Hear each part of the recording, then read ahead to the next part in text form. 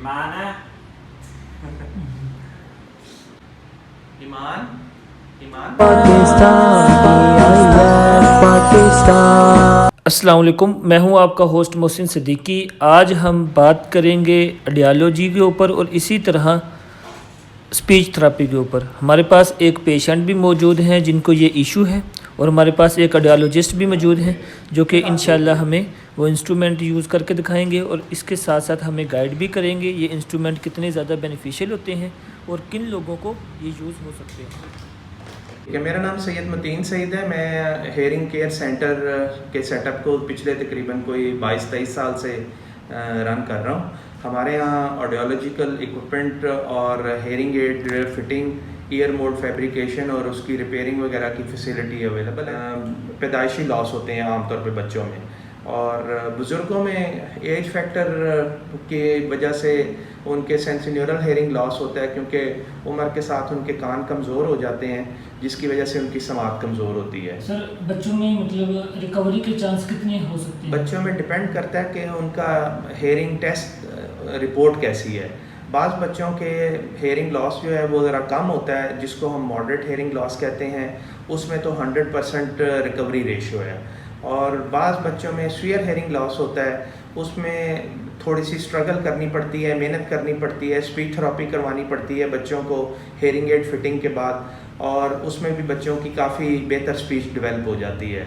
उसके बाद फिर प्रोफाउंड हेयरिंग लॉस होता है, जिसमें आमतौर पे बच्चों को सुपर पावर टाइप के हेयरिंग एड फिट होते हैं, और उसमें भी स्पीच थेरेपी करवानी पड़ती है, लेकिन उसमें काफ़ी ज़्यादा टाइम लग जाता है। स्पीच थेरेपी करवानी पड़ती है, फिर जाके रिज़ल्ट मिलते हैं, और वो पेशेंट टू पेशेंट वेरी करता है। सर, जैसा कि सीपी एक वो है पेशेंट है, तो उसके लिए ना काफ़ी ज़्यादा मेडिकल प्रोफेशंस मिलकर ट्रीटमेंट करते हैं जी, इसी तरह जो स्पीच और आपकी जो डिपार्टमेंट है आपस में इंटरलिंक है? जी बिल्कुल इंटरलिंक है, क्योंकि ज़ाहिर बात है हेयरिंग एड आप लगा लें और बच्चों की स्पीच थेरेपी ना करवाएं तो उनकी स्पीच कभी डेवलप हो ही नहीं सकती।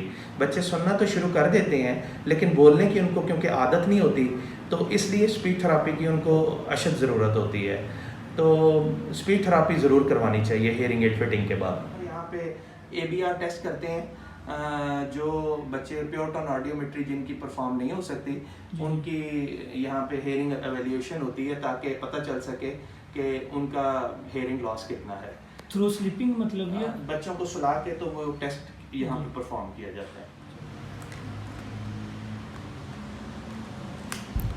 अभी इंशाल्लाह डॉक्टर साहब हमारे पास जो एक पेशेंट मौजूद हैं उनको इंस्ट्रूमेंट लगा के हमें दिखाएंगे और उसका इस्तेमाल बताएंगे। इसके लिए पेशेंट का जो पहले एक साइज़ लिया जाता है एयर का, और उसके बाद लेबॉर्ट्री में मतलब जो आला है उसको मतलब बनाने के लिए भेज दिया जाता है। तो प्रॉपर फिटिंग के बाद फिर इसके टेस्ट होते हैं, टेस्ट के बाद ये इस्तेमाल के काबिल हो जाता है। ये मसला सिर्फ़ बच्चों में नहीं होता, ये एज के बढ़ने के साथ साथ मतलब समात का बहुत ज़्यादा मतलब ये कह लें कि नुकसान होता है। और आजकल जैसा कि शोर की आलूदगी है और बहुत ज़्यादा लोग इंस्ट्रूमेंट यूज़ करते हैं म्यूज़िक के लिए, उसकी वजह से, या एक और वजह है जिसकी वजह से समात को बहुत ज़्यादा नुकसान होता है, उसमें ये होता है कि वो ख़ुद अपने जो एयर्स हैं उसको मतलब साफ़ करने की कोशिश करते हैं, जिसकी वजह से मतलब बहुत ज़्यादा वो नुकसान कर बैठते हैं। तो इस हवाले से डॉक्टर साहब हमें बताएंगे कि क्या तरीक़ाकार इस्तेमाल करना चाहिए। कि कानों की सफाई वो खुद करें या किसी हकीम के पास या डॉक्टर के पास चले जाएं, तो उसका बेहतरीन तरीक़ाकार क्या हो सकता है?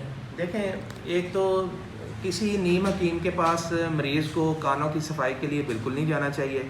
उसकी वजह यह है कि वो सत्यानाश कर देते हैं, डिफरेंट किस्म के उसके अंदर केमिकल डाल के कान के पर्दे तक भी फट सकते हैं। तो इसका बेहतरीन तरीका यह है कि अगर आपके कान में कोई मसला है तो आप फौरी तौर पे ENT स्पेशलिस्ट को रजू करें, जो कि नाक कान गले का डॉक्टर होता है। अगर कोई कान के अंदर वैक्स वगैरह है या मैल वगैरह है तो वो प्रॉपर मशीनों के साथ दवाई डाल के तो फिर उसकी सफाई करते हैं, जो कि बिल्कुल ठीक तरीका है। किसी ऐसे नीम हकीम के पास आपको जाने की ज़रूरत नहीं है।